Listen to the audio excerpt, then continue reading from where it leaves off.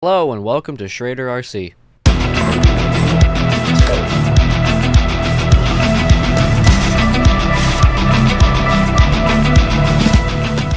Hello there, thank you so much for joining me in yet another video.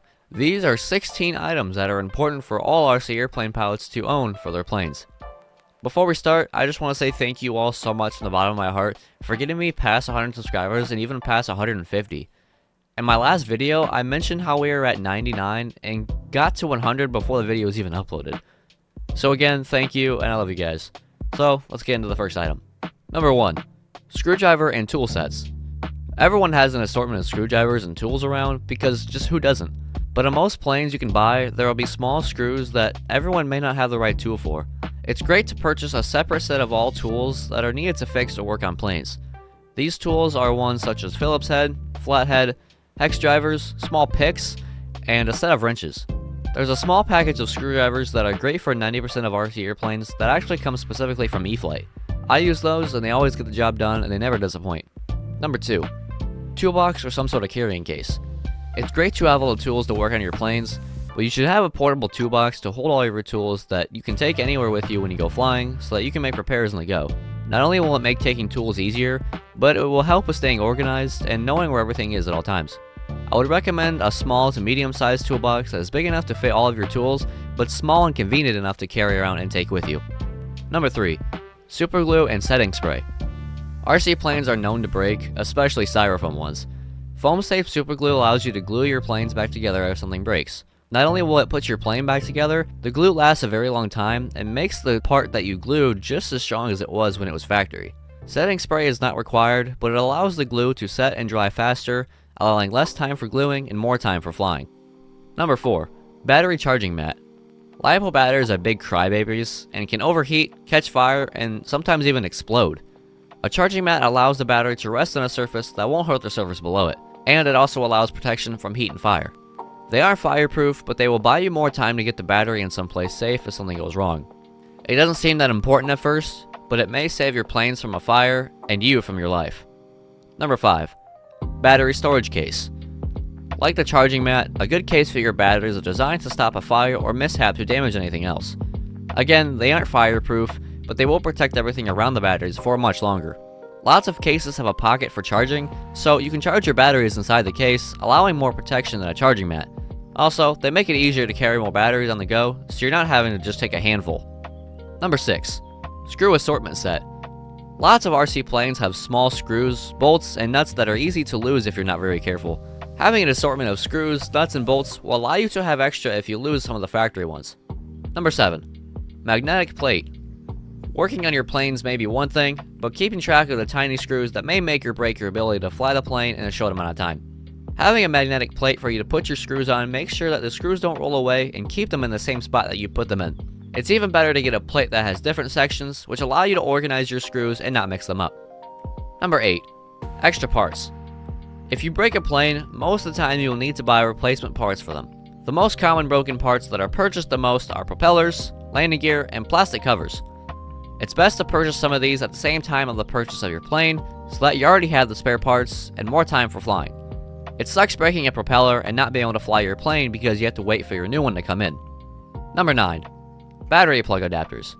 So you may buy a plane that has an XT60 connector, but you don't have the right batteries to plug into your plane.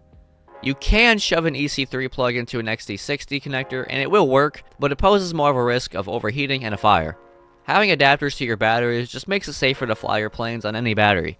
You can get a large quantity of adapters for cheap on Amazon, so there really shouldn't be any reason for you not to get them. Number 10. Soldering iron.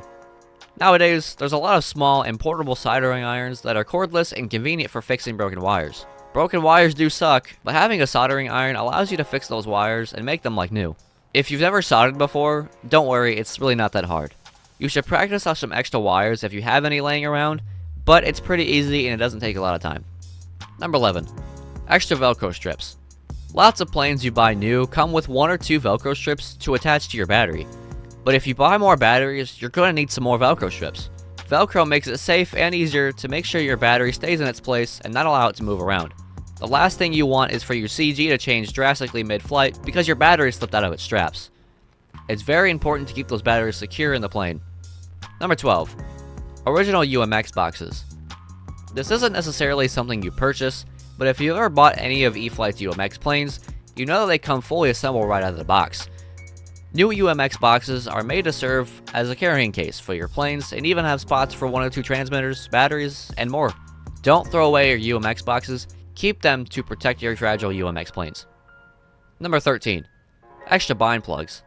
I know that some new style receivers, such as Spectrum receivers, have a button you can push to bind, but a lot of older and other brand receivers may not have the button, and having extra bind plugs will allow you to not treat your only bind plug like a king and have eyes on it at all times.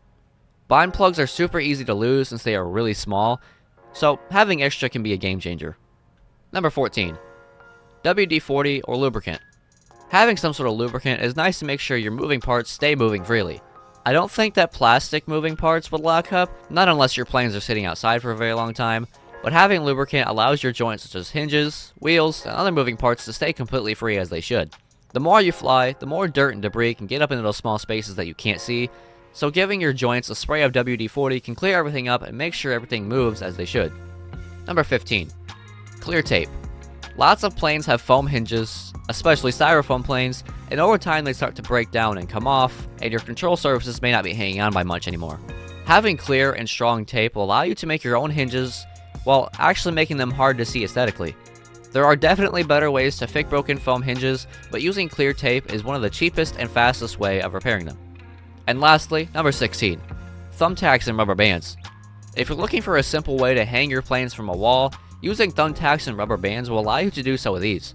You can hang one end of the rubber band on the thumbtack and the other end on the tail wheel or nose wheel, allowing your plane to hang with little risk. While they may not be completely secure on the wall, it's better than leaving your planes on the floor where they can be damaged. Next time the weather clears up, I will definitely get some real flying footage out again, but it's too cold and windy for anything right now. If you enjoyed the video, make sure to let me know down below by hitting the like and subscribe button. Thanks again for joining, and I'll see you later.